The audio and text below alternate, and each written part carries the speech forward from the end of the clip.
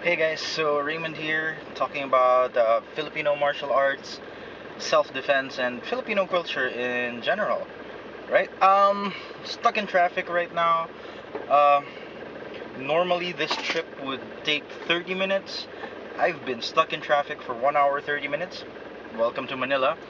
So I figured, get some of the videos done while I'm waiting. I have the camera, I have my notes. So let's do this, right? So in the past few videos, we've been talking about sources of information for martial arts, right? So basically, I've divided it into two parts. Number one is documentation. Number two is living tradition. For more details, take a look at some of the videos on the YouTube channel, so you'll know what I mean by that. Now, this is the final video of this series, so we'll be talking about East Asian martial arts primarily. So for my example, for purely documentation based martial arts, my example that I used was HEMA, or Historical European Martial Arts. And for living tradition martial arts, I focused mostly on Filipino martial arts, which is what I know. And for documentation plus living tradition, I'll be using Chinese and Japanese martial arts, collectively what I would call East Asian martial arts. Yeah, there are a lot of differences between those styles, but for the most part, they do have enough similarities in this case as to be almost indistinguishable. But we'll be talking about that today. So, okay, these two martial arts have, or East Asian martial arts have the two sources of information. They have documentation, great, and they also have a living tradition. So some people would say, hey, Raymond, they have the two sources of information, they have all the benefits, and that you mentioned from the two kinds. So yeah, they're the best. Well, yes and no. All right. So allow me to explain. There is something that happens when you have that unique mix. What do I mean? Well, number one is it's a weird thing. It's this stickler for tradition kind of thing that happens with these traditional martial arts.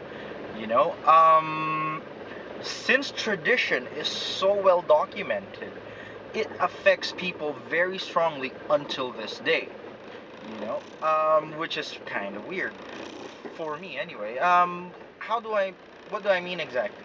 Like for example, I've met guys who are into Aikido, right? And the guys I've met from Aikido range from, the more practical-minded people to the more do kind of people, meaning the self-development group, right? What I've noticed is, especially with the self-development groups, is that they're not too in, they're still focusing a lot on the old style or old traditions. Oishiba has a lot of, he has some videos already. He has a lot of information out there on how he teaches, right? Or the techniques. So people are pretty, you can get really close to how he moves. And one of the funny things is that I noticed is the way that they would punch in Aikido. Apparently they do punch.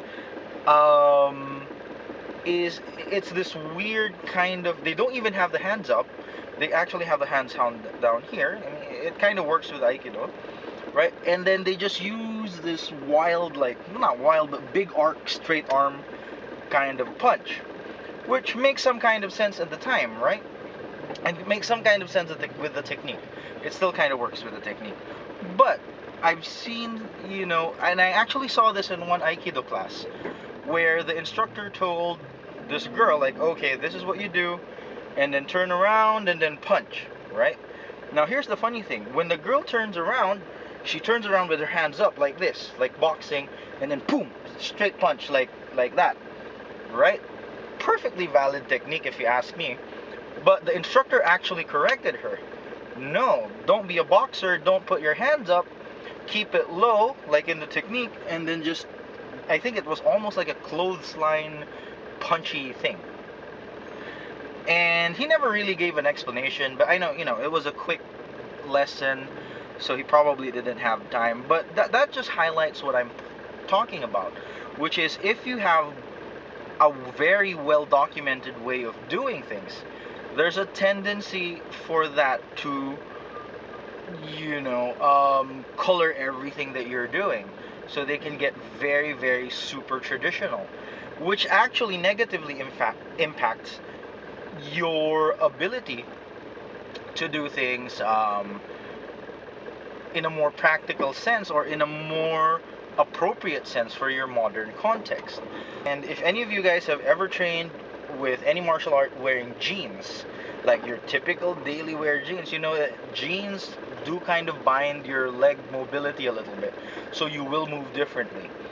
For women, training with high heels, because definitely they'd be wearing high heels. That's another consideration. But we never really do that. Is it tradition or whatever? That's the deal. All right. So another thing is, it's really hard to balance the two aspects, the traditional versus the modern. Like, I've met guys who do kenjutsu, and kenjutsu is really nice, and they would actually go a lot into. There are schools that will teach you how to defeat traditional Japanese armor. It's nice information to have, but to be practicing it in the modern life, like repetitively getting the angles right, so that you can defeat the armor, like you could cut at the weakest spots of the armor. Well, I don't know. Maybe it's a waste of time. Maybe it's not. If you're doing it for fun, then go right ahead. But again, you're trying to balance these two things. So another thing that you do is you spend a lot of time learning things that are not immediately useful for you, and you spend a lot of time differentiating movements. And I've also encountered this a little bit with Arnis, but it's not so much with the documentation, like explaining to people that the move is a stick-based move, or it's a sword-based move, or whatever. The same thing happens in East Asian martial arts, where you have all of these traditions, right? You have all of this documentation, and you spend so much time differentiating. Oh, this was used in this specific kind of context, which doesn't apply to us anymore, but it's fun to learn. Okay, but that's good, actually. So there you are. The last problem that we have with martial arts that have both documentation and a living tradition is, yeah, they're really trying to do two things at the same time. They're trying to stay relevant, and they're trying to be as authentic as possible. And they're really, really hung up about the whole idea of being authentic. All right? And, and the thing that's preventing them from being authentic sometimes is relevance. And do you see this a lot with Chinese martial arts? Like, they would insist like they're always the best martial art in the world, or Chinese martial arts are number one, which is great that they're really proud of what they're doing. But after a certain point, when the techniques that they use, pass through the crucible of being used or being tested in a very non-yielding environment, and it doesn't work, then it's kind of just they kind of fall apart after that point. I've met so many guys who used to do Chinese martial arts, or even traditional Japanese martial arts, who quit and after they got into a fight and they lost. And that's a fairly common story, actually, with a lot of martial artists. But anyway, so they're trying to straddle those two worlds of being authentic and at the same time relevant.